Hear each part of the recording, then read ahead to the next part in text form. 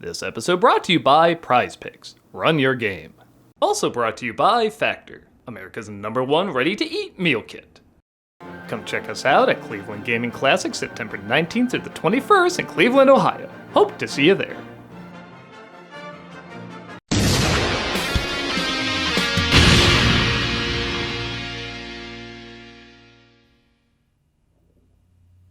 Hello, I'm the Nostalgia Critic guy, remember? So you don't have to.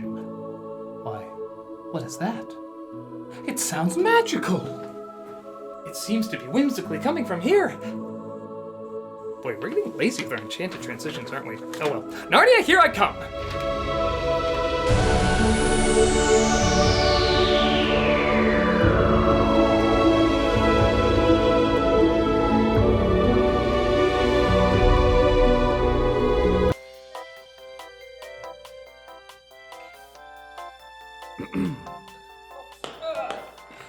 Welcome to Narnia, the whimsical something or other.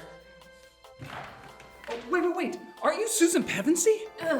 Yes, I'm the one who doesn't go to the promised land, or whatever the book calls it. I'm sick of everybody acting like they're the only ones who know that. What is all this? I remember Narnia being such a lush and beautiful place. Not anymore. That's Mr. Tumnus. Am I missing something? Why is everything so off? Why don't you ask Aslan? Aslan, he's here? That's not Aslan, that's just ass. Oh, come on, Detroit! Move like you got a pair! This is what's left of everything. Pretty, huh? I don't understand why I saw the Narnia movies. They were grand, epic productions. What happened? I'll tell you what happened. Harry Potter, Percy Jackson, and the inheritance cycle. Oh, you especially don't like that last series, huh? No, our literal inheritance cycle. None of their success passed on to us. Hey, that's not true. The first Narnia film was a big hit, and I know kids still use them as a gateway to fantasy books. Back in the old days, yeah.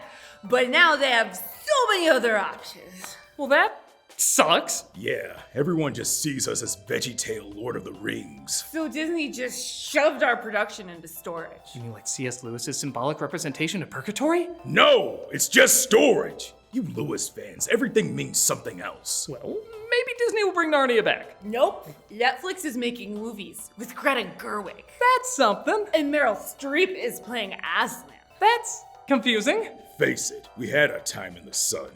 Now the cold winter of silence has doomed us. Man, and it's 20th anniversary, too. I really want to see more movies in this style. Well, you know what they say. What? No, I'm asking. You know what they say? I'm too drunk to remember. Well, as someone who loved the first book, loved the first movie, and was looking forward to more, you have definitely made a big impact. Okay.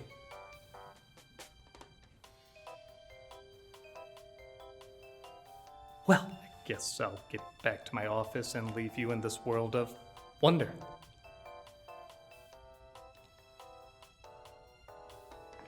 Don't follow me.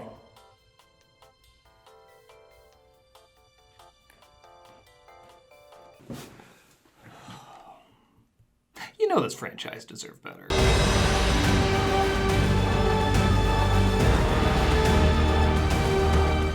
Released in 2005 during an absolute boom in fantasy films, The Lion, the Witch, and the Wardrobe had been adapted a few times in the past, but there was an understanding nobody could, really adapt.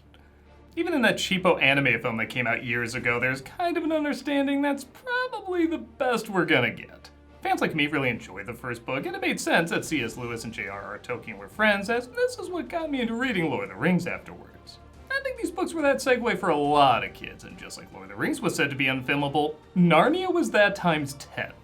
Not because we couldn't shoot giant armies or monsters, we got that down by that time. But how the hell do you tell a dramatic, epic story with talking fawns, lions, Santa Claus, and beavers seriously?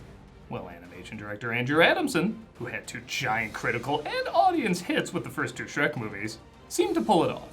He seemed to know how to get people into weird things, and through clever craftsmanship, careful pacing, and an absolute hunger audiences suddenly had for fantasy, he created a, okay, not perfect, but about as close to perfect adaptation you can get for the story at that time. The first film was loved, the second film was loved enough despite some divisiveness. And the third film was very mid at best. But, well, we've never gotten anything mid from Harry Potter or Lord of the Rings. They still made a ton of those, but despite being 7 books, only 3 were made into movies. There's even talk of waiting for the kids to get older so they'd be more age appropriate for the future films, but the series was eventually dropped. That's such a shame because I really wanted to see more from this particular rendition of this world, warts and all. Regardless of the after effects, this film still stands as an ambitious and delicately constructed adaptation. Like I said, there are flaws, but for what it had to bring to the big screen, I think it did a pretty amazing job. So let's go back and see how Hollywood filmed the other unfilmable fantasy. Because even I can acknowledge you can be too stuck in the past. It's the Chronicles Chronicles of Narnia! The Chronicles Chronicles of Narnia! Yeah! Now let's watch the version in epic movie. I'm not drunk enough for that. Let's take a look at Narnia, the Lion, the Witch, and the Wardrobe. The film opens with... Boy, they want to get to Aslan's death early on, don't they? Welcome. Actually, this is the London bombings during World War II, as the mother of the Pevensey family finds her kids aren't safe and has to send them away. Bedknobs and Boomsticks was the working title. Is Dad where he wouldn't make us go? They do a good job setting up the lead's personalities quick, as the book literally starts with them playing hide and seek and entering the wardrobe. Which I don't think would work very well in a movie. The credits roll and... Alright, for some reason back then every fantasy film had to have either an Enya type or a Bjork type on the soundtrack. These tears we cry. Do you need a type like that to sing about your fantasy world? She is a fantasy world. They pass by many green screen stations until they arrive at their new home. Mrs. McCready? I'm afraid so. That's a good line. They're sent to live with a rich professor who his caretaker says they're not allowed to disturb. And above all, there shall be no disturbing of the professor. He's determined to prove what's superior, myth or allegory. We could play hide and seek. The youngest, named Lucy, played by Georgie Henley, gets bored and asks her brother Peter, played by William Mosley, if they can play hide and seek. They all agree and she hides in a covered up wardrobe hidden in an entirely empty room. Sounds inviting. Oh boy, the acid just kicked in. They actually kept the set a secret to Henley so they could film her reaction seeing it for the first time. It is crazy to think this is all on a soundstage. She encounters a fawn named Mr. Tumnus, played by James McAvoy, and while he doesn't seem like the ideal casting for a role like this, he knocks it out of the park. What are you? Well, I'm a faun. You must be some kind of beardless dwarf? At that point, I literally just got done watching him as the son of Paul Atreides in Children of Dune, so to see him giving such a different performance with the exact same amount of charm and intrigue really showed he could do no wrong once he could do wrong. I'm Lisa Pevensey. Oh, you shake it. Why? I don't know. Jesus, the charm meter between these two is bubbling between the first 5 minutes of Up and any Carrie Elway's line in Princess Bride. I want to see him solve mysteries with Angela Lansbury. I like this as a trust your gut with those who seem trustworthy lesson, yet also a stranger danger scenario. Enjoy the tea. It's from the Danny Masterson collection. Such a terrible form. She wakes up later to find he's actually up to no good. I'm kidnapping you. It was the White Witch. I drugged your drink. I can't imagine what you're seeing right now. You probably think I'm a fawn or something. She makes a play to his good side, and he immediately decides to take her back.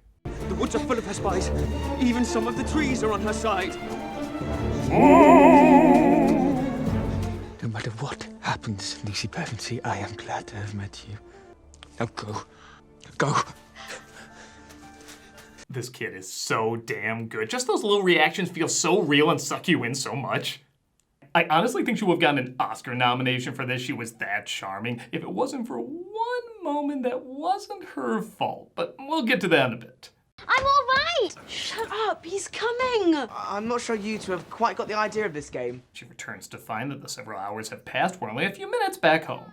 And she finds that Peter and her other siblings, Edmund and Susan, played by Skander Keenez and Anna Popplewell, don't believe her story. Didn't I tell you about the football field and the bathroom cupboard? When are you gonna learn to grow up? Shut up! You think you're done, but you're not! That's it, you're grounded, young man. Oh, maybe I do.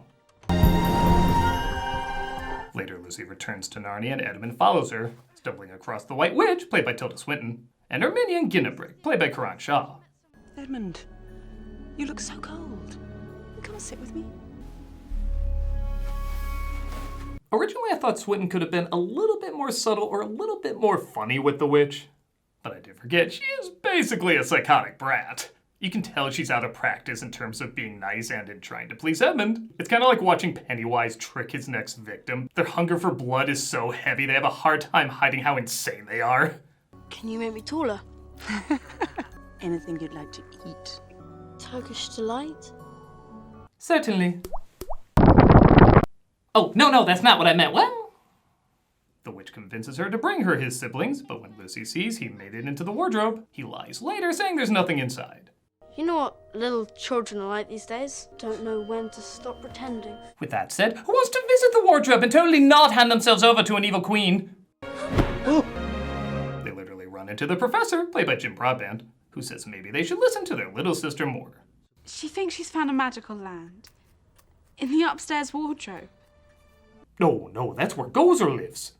You're not saying you believe her. You don't? I mean, logically, it's impossible. What do they teach in schools these days? Next will be saying the Earth's not flat.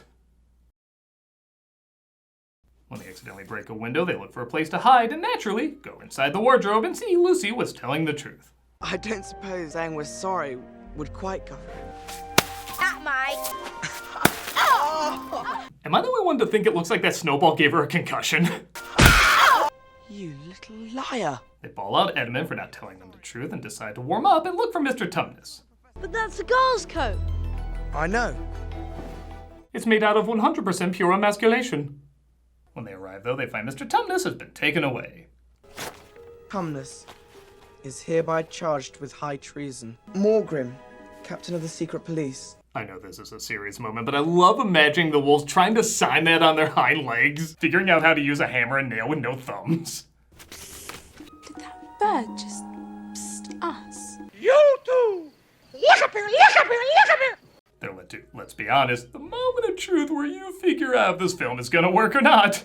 A talking beaver played by Ray Winstone. I ain't gonna smell it if that's what you want. Thankfully, and almost amazingly, it works pretty well. Further in. What are you doing? How do we know we can trust him? Remember what Father said? Never trust Beaver. We were just talking. Better left for safer quarters. He means for trees.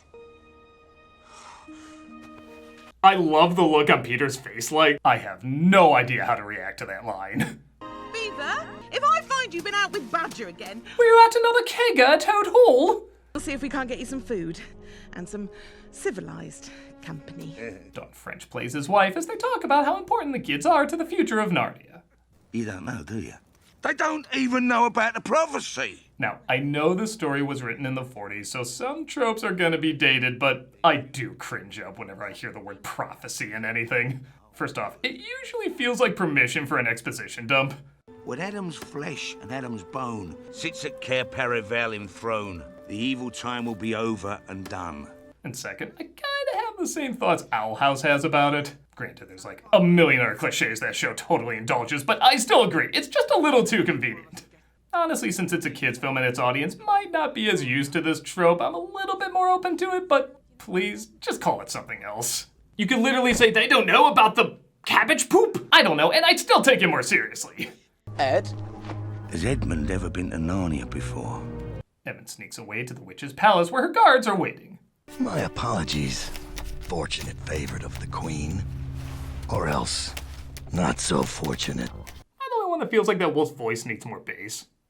I'm not saying I need a Dark Knight Cookie Monster voice, but this guy sounds like he's gonna be an attorney in Better Call Saul. Wait here. Can I skewer you? I mean, help you? Oh!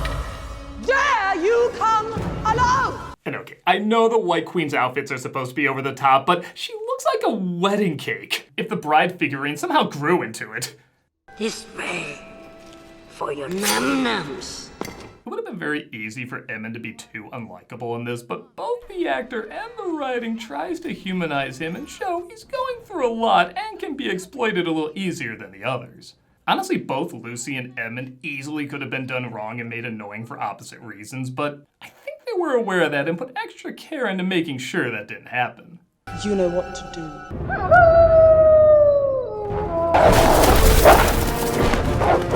I want to hear the Black Rider music, but with canine lyrics. Woof, woof, doggy moose. Take them. They said they had to use computers to edit out the real dogs wagging their tails too much so they didn't look happy, and honestly, that is a slight problem. The CG dogs don't look very real, and the real dogs look too damn cute. Aw, he just wants a friend. Emmett is imprisoned by the White Witch, where they meet up with Mr. Tumnus. There's a stranger here, Your Majesty. He can't be expected to know anything. Watch it, that almost hit me. Do you know why you're here, Fawn? Because he turned you in for sweeties. Well, at least it wasn't a shitty sweet like Turkish Delight. Oh, Edmund, that's the Yahoo search of candy! The Queen sets out to find the others, and remember how I said in Fellowship of the Ring, right after the Balrog scene, people get a little antsy in their seats? Something about this shot, like clockwork, always gets the same reaction. I think because we're about an hour in and not a whole lot of action has happened. Granted, it doesn't feel like an hour, but it doesn't feel short either. Hurry! However, this scene certainly wakes people up. Father Christmas appears. Yeah, the theology of C.S. Lewis is a little weird. And I'm sorry, there is something just hilarious about Santa handing out weapons. Oh, I hope you never have to use it. Battles are ugly affairs. Trust in this bow. What happened to battles are ugly affairs? Kirk Cameron took over writing, didn't he? The time to use these may be near at hand. Here, I just got Spaceballs the Flamethrower! The kids love this one. Now, I must be off. Winter is almost over. I've many children to wrap drone bombs for. Merry Christmas! He shoots a machine gun while riding off. Told you he was real. Knowing that armed man watches me and sneaks into my house at night, I'm very comforted by that. We made it. It's fall.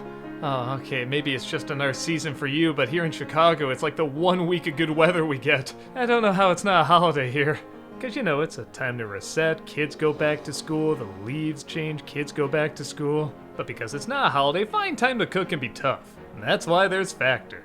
Or as they're calling it now, Falter. Yeah, that's what they're really calling it. I made that up, it's not a thing and it shouldn't be. Their chef prep, dietitian approved meals make it easy to stay on track and enjoy something comforting and delicious, no matter how hectic the season gets. Like, did you know the pumpkin they put in a lot of pumpkin spice things is not actually pumpkin? Oh my god! I know, that's hectic. But with Factor, there's more variety and more meals. Choose from a wider selection of weekly meal options, including premium seafood choices like salmon and shrimp, and no extra cost. Support your wellness goals, even enjoy more GLP-1 friendly meals and new Mediterranean diet options packed with protein and good for you fats. Oh my god, a leaf changing. No, I'm really not kidding. When you get over 40, this is like an adult magazine. I know it sounds pathetic, but I don't care. It is my everything and I love it. Where was I? Oh yeah, somehow this connects to Factor. Savor global flavors. For the first time, try Asian-inspired meals with bold flavors influenced by China, Thailand, and more. Yeah, you know, the Asian country of more. For more choices to better nutrition, that's why 97% of customers say that Factor helped them live a healthier life. Feel the difference no matter your routine.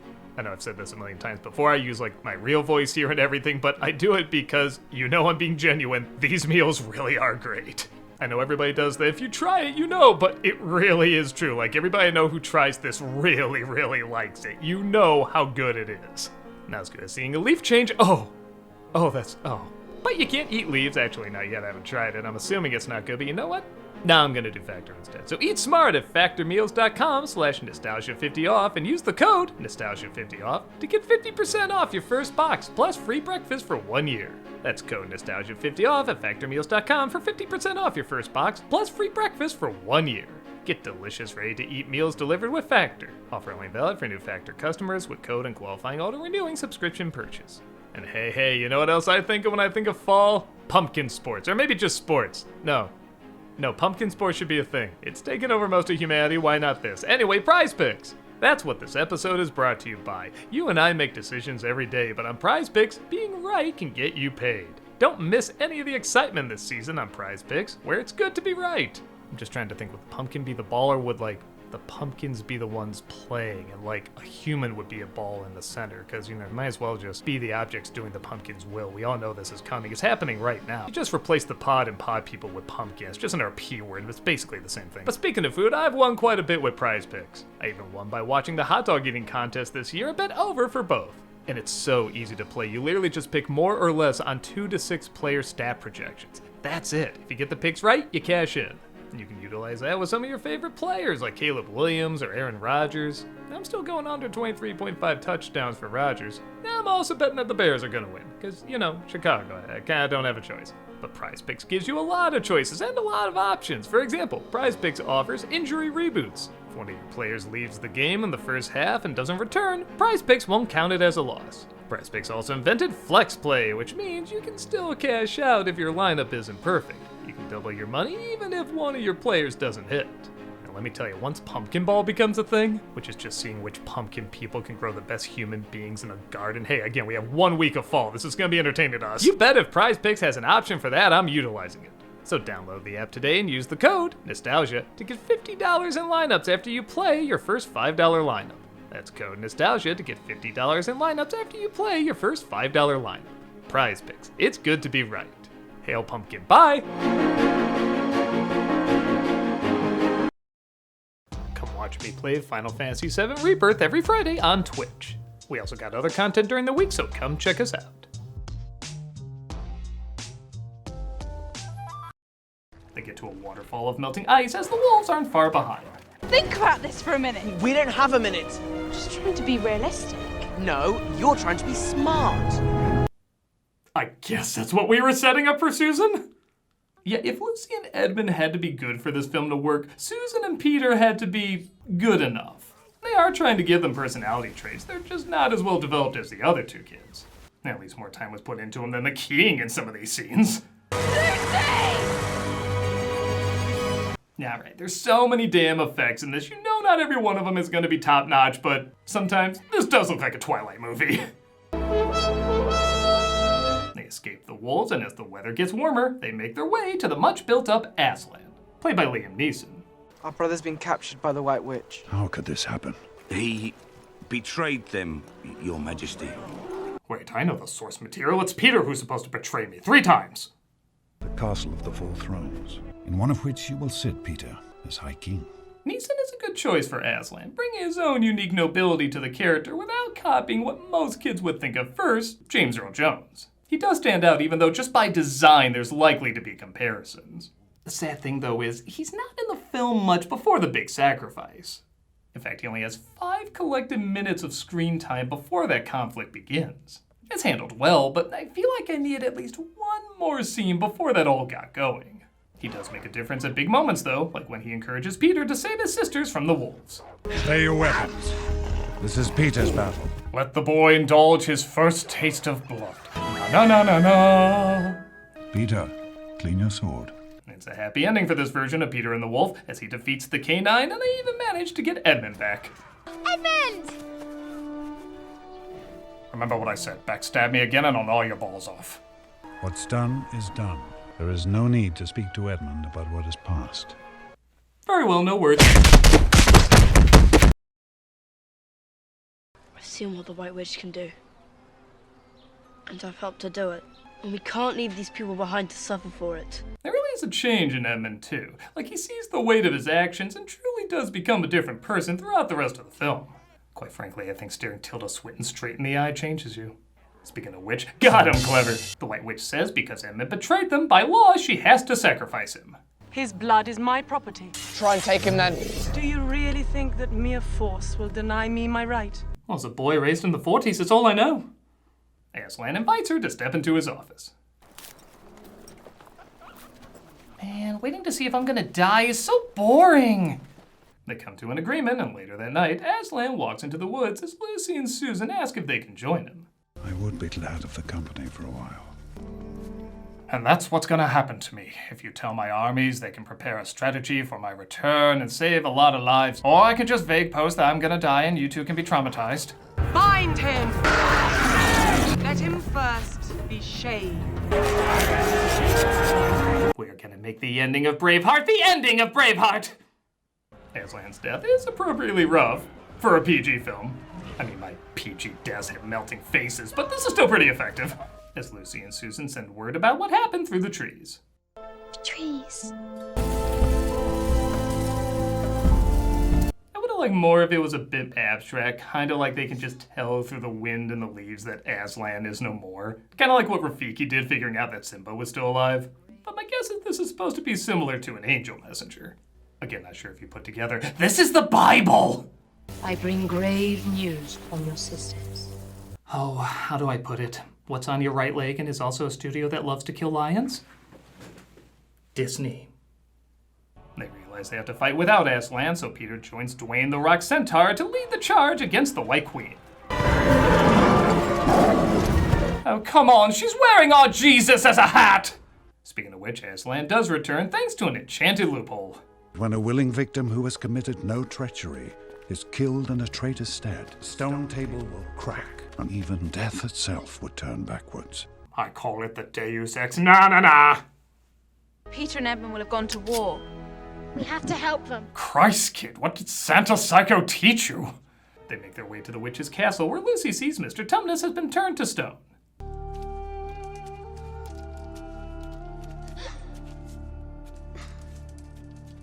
This is the moment I think actually cost this kid awards, and again, it's not her fault. See, the actress admitted she has an expression a lot of people do where when she starts to cry, it looks like she's smiling. And during this scene, it's a little distracting. But here's the thing, you just don't show that. This so easily could have been edited out and be just as effective. Watch.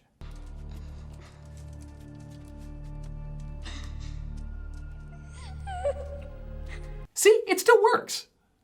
I know so many people that said that kid was amazing, except she had this thing where it looked like she was smiling a lot of the time when she was supposed to be crying. That took me out of it. No, it is literally only this moment, and it easily could have been avoided. But everyone remembers it, and it so leaves an impact people think it happened more than once. I still think this actress did amazing, but whoever made that editing choice, that should have been the moment put on the table to turn time backwards. Aslan uses his powers to bring all the frozen people back to life. Your brother sucks. While that's going on, the fight for Narnia takes place, and it is a pretty bitchin' battle.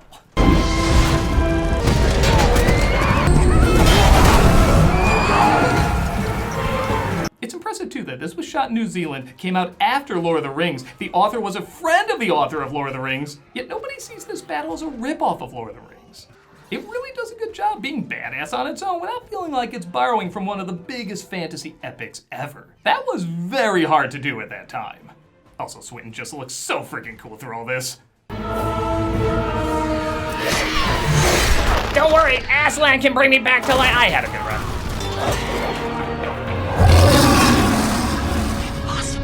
run. Aslan does return, though, with the people he freed, and they end up defeating the White Witch.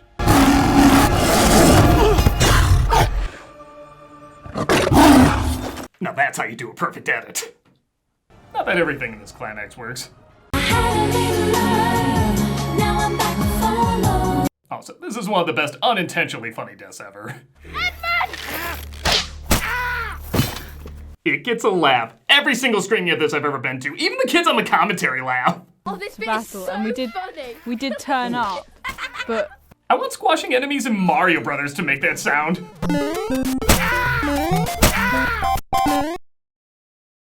The White Witch's reign is over, and Narnia will now be ruled by a representative republic. Kings and queens, that works. May your wisdom grace us until the stars rain down from the heavens. These 4 idiots who walked into a closet will now rule you, peasants. Do it or I'll eat you. Aslan out.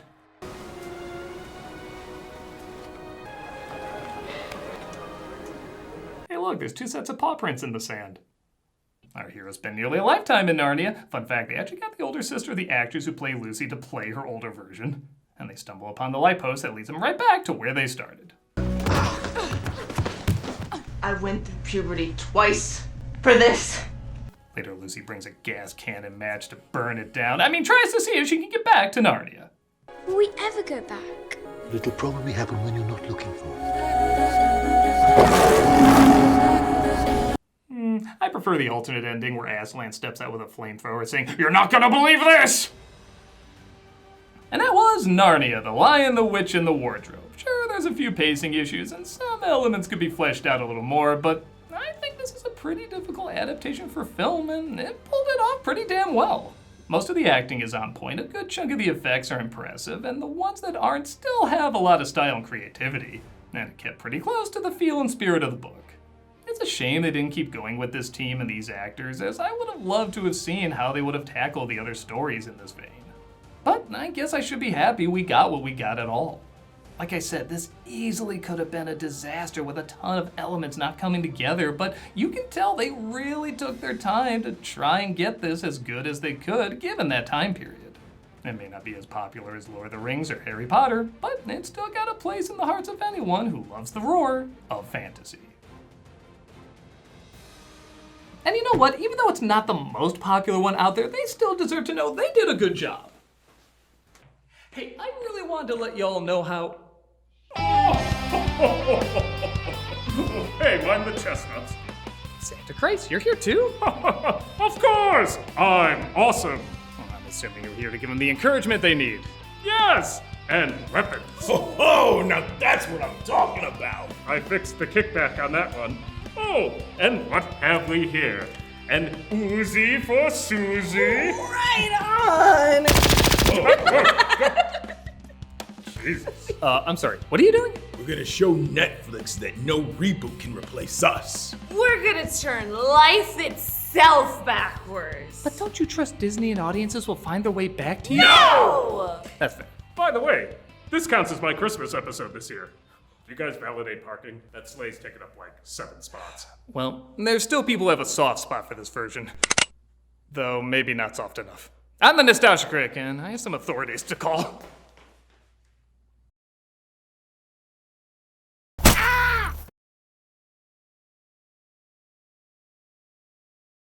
We're still doing cameos for charity, but I'm gonna switch things up a little bit. As many of you are probably aware, I got chronic fatigue syndrome about 1.5 years ago. It's still with me, and while it's not nearly as bad as what other people have, there's still very little known about it, not much research or anything, and it probably goes without saying it's really spiked after COVID. So rather than change up the charities every month, I think I'm just gonna give the money to one charity, Solve ME-CFS. There are so many people suffering greatly from this, and like I've said in the past, I'm not suffering nearly as bad as so many people out there, yet it's still getting in the way of how I live my usual life. So I can't even imagine what so many other people must be going through and the toll it must be taking on them. So if you want a video of me saying happy birthday or congrats, good luck, or whatever, click on the link below and be giving to a good cause. If you're like, no, your face is a butt and I don't like you, well, consider giving to this wonderful organization anyway. Like I said, there's a lot of people suffering from this and we don't really know the reason why, so maybe we can all come together and help them help many more.